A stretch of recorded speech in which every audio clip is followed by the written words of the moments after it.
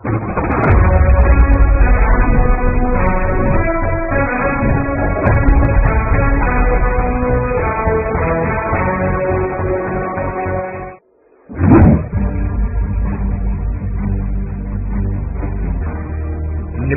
నుండి నింగిదాకా, సామాన్య రైతు బిడ్డ నుండి కోట్లాది అభిమానుల కథానాయకుడి వరకు ఎదిగిన నట విశ్వరూపం ఎన్టీఆర్. ఇవిచీమ ఉప్పెనలో కథావికలమైన బ్రతుకులను చూసి ఉప్పెన బాధితుల సహాయక చర్యల్లో నిరుపేదల కన్నీళ్లతో సావాసం చేసి చలించిపోయారు ఎన్టీఆర్. 3 దశాబ్దాలుగా తనను నటుడిగా ఆదరించి వెండితెర వెలుపుగా పూజించి విశ్వవిఖ్యాతుని చేసిన ప్రజలకు ఏదైనా మంచి చేసి వారి రుణం తీర్చుకోవాలని అప్పుడే నిర్ణయించుకున్నారు. అదే సమయంలో ఢిల్లీ పెద్దల అహంకారపు చెరలో తెలుగువారి ఆత్మగౌరవం అవమానాలు ఎదుర్కోవడం చూసి ఆ తెలుగు పౌరుషం రగిలిపోయింది. ఒక తెలుగు బిడ్డగా తెలుగువాడి తేజం ఏంటో ప్రపంచానికి చూపించాలంటే తన రాజకీయ రంగ ప్రవేశం అనివార్యమని భావించారు ఎన్టీఆర్.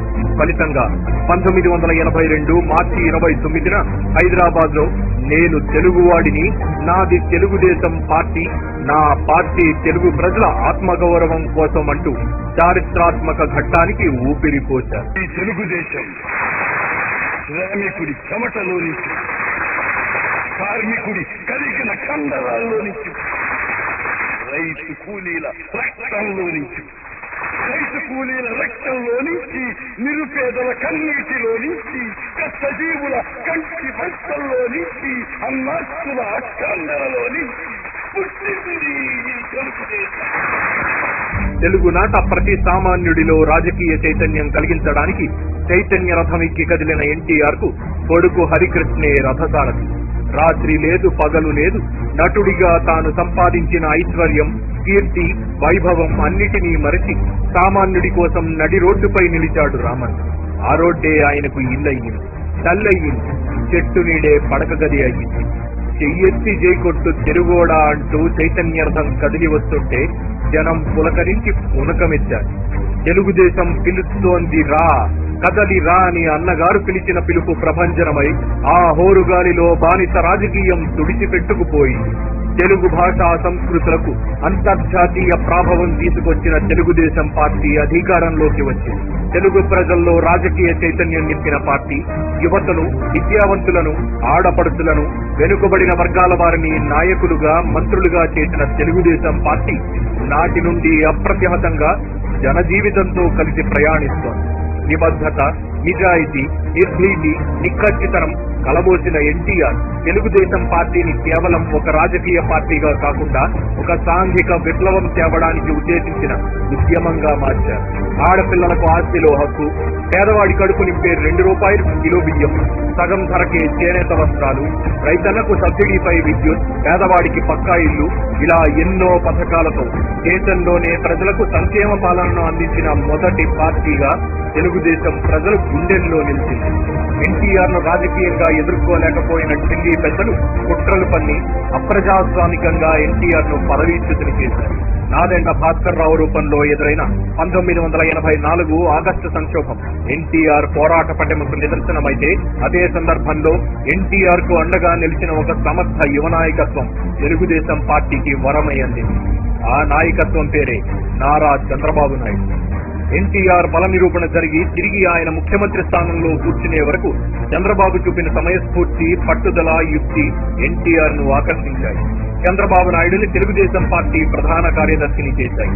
అప్పటి నుండి నేటి వరకు ఎన్టీఆర్ స్థాపించిన తెలుగుదేశం పార్టీని తనదైన శైలిలో తీర్చిదిద్ది ఎన్నో సంచలనాలకు కేంద్ర బిందువుగా పార్టీని నిలిపారు చంద్రబాబు. తెలుగుదేశం పార్టీ మొదటి నుంచి జాతీయ రాజకీయాల్లో తనదైన ముద్ర వేసింది. 1984లో లోక్సభ ఎన్నికల్లో 30 ఎంపీ సీట్లు గెలిచి లోక్సభలో ప్రతిపక్షంగా ఉన్న మొదటి ప్రాంతీయ పార్టీగా చరిత్రలో నిలిచింది. 1989లో నేషనల్ ఫ్రంట్ తరఫున సిపి సింగ్ ప్రభుత్వం ఏర్పాటు చేయడంలో ఎన్టీఆర్ ముఖ్య పాత్ర పోషిస్తే 1996లో కేంద్రంలో మొదటిసారి కాంగ్రెస్, బీజేపీలు లేని తృతీయ ఫ్రంట్ ప్రభుత్వ ఏర్పాటుకు మార్గం సుగమం చేశారు చంద్రబాబు.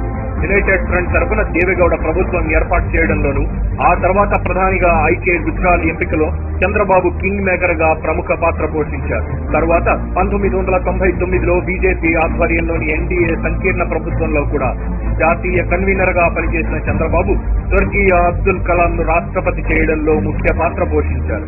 ఎన్టీఆర్ అయినా చంద్రబాబు అయినా ఈ కింగ్ మేకర్స్ ఇద్దరికి దేశానికి ప్రధాని అయ్యే అవకాశం వచ్చిన తెలుగు ప్రజలపై మమకారంతో రాష్ట్ర స్థాయికి మాత్రమే పరిమితమైపోయారు. ఎవరి కారణంగా అయితే కోట్లాది జీవితాల్లో వెలుగు నిండుతోందో, ఎవరి కారణంగా అయితే చరిత్ర పునీతమవుతుందో అలాంటి మహనీయుడిని కారణజన్ముడు అంటారు.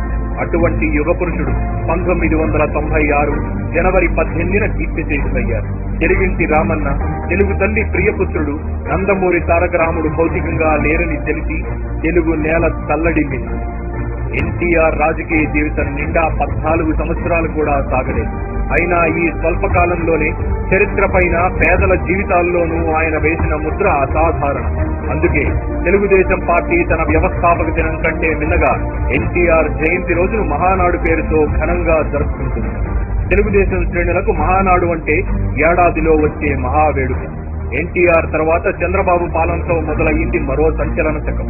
కదలుదాము రండి మనం జన్మభూమికి, తల్లి పాల రుణం కొంత తీర్చడానికి అంటూ ప్రజలను పాలనలో భాగస్వాములను చేశారు చంద్రబాబు. ప్రజల వద్దకు పాలన వచ్చింది. ప్రభుత్వ ఉద్యోగాలు, విద్య, ఉపాధి రంగాల్లో స్త్రీలకు 33.3% రిజర్వేషన్ కల్పించారు. సంస్కరణల ద్వారా ఆర్థిక పునర్నిర్మాణం చేశారు. విద్యుత్ సంస్కరణలు, డ్వాక్రా సంఘాల ఏర్పాటు, బీసీలకు 33% రిజర్వేషన్ చంద్రబాబు పాలనా సంచలనాలు. శాసనసభకు మొదటి దళిత మహిళా స్పీకర్, భారత లోక్సభకు మొదటి దళిత స్పీకర్ ను అందించడం చంద్రబాబు సమతా స్ఫూర్తికి నిదర్శనం. విజన్ 2020 అంటూ 20 ఏళ్ల ముందే ఇప్పుడు మనకేం కావాలో, ఇప్పుడు మనం ఏం ఎంజాయ్ చేస్తున్నామో వాటన్నిటికీ రూపునిచ్చారు. నాలెడ్జ్ ఎకానమీని అభివృద్ధి చేయడం కోసం అమెరికా వీధుల్లో 14 రోజులు ఫైళ్లు పట్టుకుని తిరిగారు. హైదరాబాద్ లో 1998లో ప్రారంభమైన హైటెక్ సిటీ ఒక అంతర్జాతీయ సంచలనం. జంట నగరాల రాజధానికి సైబర్ సిటీని చేర్చడం మాత్రమే కాదు, ఔటర్ రింగ్ రోడ్డుకు ఒక రూట్ మ్యాప్ ఇచ్చింది. శంషాబాద్ గ్రీన్ ఫీల్డ్ విమానాశ్రయం తెచ్చింది కూడా చంద్రబాబే. ఈ సేవా సెంటర్లే కాదు, రైతు బజార్లను తెచ్చింది కూడా చంద్రబాబే. 2002లో 32వ జాతీయ క్రీడలను, 2003లో మొదటి ఆఫ్రో ఏషియన్ గేమ్స్ ను నిర్వహించి తన పాలనా స్థాయిని, సమర్థతను నిరూపించుకున్నారు. ఎన్టీఆర్ రూపంలో పేదలకు పట్టెడన్నం, కట్టుకోవడానికి బట్ట, తలదాచుకోవడానికి పక్కా ఇల్లు అందిస్తే, చంద్రబాబు రూపంలో సామాన్యుడి కలలకు రెక్కలు తొడిగి ఆకాశాన్నందుకునే అవకాశాలనందించింది తెలుగుదేశం. ప్రజలకు ఏం కావాలో సమకూర్చుతూనే మరో పక్క ప్రజలకు అక్కర్లేని ఫ్యాక్షనిజం, మత ఘర్షణలు, రౌడీయిజం, నక్సలిజం వంటి వాటిపై ఉక్కుపాదం మోపి అణిచేశారు చంద్రబాబు. ఆ ఫలితంగా పగబట్టిన అరాచక శక్తులు 2003 అక్టోబర్ 1న తిరుపతి బ్రహ్మోత్సవాలకు వెళుతున్న చంద్రబాబు కాన్వాయ్పై అలిపిరి వద్ద క్లేమోర్ మెయిన్లు పేల్చి హత్యాయత్నం చేశారు. వెంకన్న సంకల్పమేమో గాని తుక్కుగా మారిన ఉక్కు శిథిలాల నుంచి తనంతట తానుగా రుధిరవర్ణ మార్తాండుడిలా లేచి వచ్చారు చంద్రబాబు. 2004లో పార్టీ పరాజయాన్ని పొంది విపక్ష స్థానంలో ఉన్నప్పటికీ ప్రజల క్షేమాన్ని మర్చిపోలేదు తెలుగుదేశం. బాబ్లీ ప్రాజెక్టు రూపంలో తెలుగు రైతుకు అన్యాయం జరుగుతుంటే ఒంటరిగా సరిహద్దులు దాటి మరీ పోరాడింది. బాబ్లీ ప్రాజెక్టు నిర్మాణంపై 2005లో చేపట్టిన నిరసనలకు గాను చంద్రబాబు సహా 23 మంది తెలుగుదేశం నేతలపై నమోదైన కేసును గత నెలలోనే కోర్టు కొట్టివేసింది.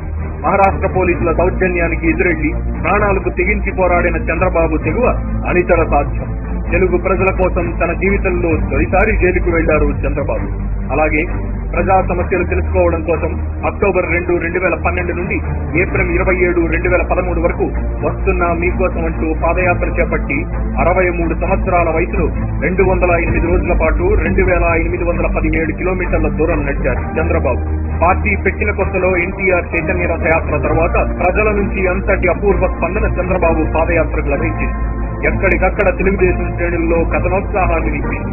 ఉత్తరాఖండ్ వరదల్లో చిక్కుకున్న తెలుగు వారిని ప్రభుత్వం పట్టించుకోకపోతే చంద్రబాబు స్వయంగా వెళ్లి బాధితులను ప్రత్యేక విమానంలో సురక్షితంగా వెంటబెట్టుకు రావడం ఒక అపూర్వ ఘట్టం. 16,000 కోట్ల లోటు బడ్జెట్ తో రాజధాని కూడా లేని ఆంధ్రప్రదేశ్ ఏర్పడింది. అలాంటి నవ్యాంధ్రను తలెత్తుకునేలా తీర్చిదిద్దమని ఆంధ్రులు చంద్రబాబుకు బాధ్యత అప్పచెప్పారు. కొద్ది రోజులకే విశాఖపై హుదూద్ తుఫాను భీకర దాడి చేసింది.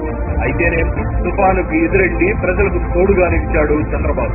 వారం రోజుల్లోపే సరిదిద్దిన సమర్థుడిని చూసి హుదూద్ తలవంచింది. అవరోధాలనే అవకాశాలుగా మలుచుకునే నేర్పరితనం చంద్రబాబు సొంతం. అందుకే రాజధాని లేని నవ్యాంధ్రకు ప్రపంచ స్థాయి రాజధాని నగరాన్ని అందించడానికి, ప్రజా రాజధాని అమరావతిని నిర్మించడానికి పూనుకున్నారు చంద్రబాబు. ఆయన మీది నమ్మకంతో అడగ్గానే రాజధాని కోసం 33,000 ఎకరాలను ప్రజలు ఇవ్వడం నా భూతో నా భవిష్యత్. సచివాలయం, హైకోర్టు నిర్మాణాలు రికార్డు స్థాయిలో జరిగాయి. చంద్రబాబు మార్కు అభివృద్ధికర పాలనతో ఆంధ్రప్రదేశ్ అన్ని రంగాల్లోనూ గర్వంగా తలెత్తుకునే స్థాయికి చేరింది. కియా, హీరో, సెల్కాన్ వంటి ఎన్నో కంపెనీలు ఏపీకి వరుస కట్టాయి. ఇక పోలవరం ప్రాజెక్టు నిర్మాణాన్ని దాదాపు తుది దశకు తీసుకురావడం, పట్టిసీమ పూర్తి, ఇలాంటివన్నీ చంద్రబాబు తప్ప అనితర సాధ్యం. ప్రతిపక్షంలో ఉన్న, అధికారంలో ఉన్న ప్రజల పక్షమైన తెలుగుదేశం పార్టీకి విశ్రాంతి అనేది లేదు. తమ సమాజం నిర్మించబడి పేదరికం లేని ఆనందకరమైన జీవితం ప్రతి తెలుగువాడికి అందించే వరకు చరిత్రను తనలో ఇముడ్చుకుంటూ ముందుకు పోతుంది తెలుగుదేశం. తెలుగుదేశం అంటే అప్రతిహత శక్తి ప్రచారం. తెలుగుదేశం పార్టీ వ్యవస్థాపక దినోత్సవం సందర్భంగా పార్టీ కార్యకర్తలకు, నేతలకు, అభిమానులకు శుభాకాంక్షలు.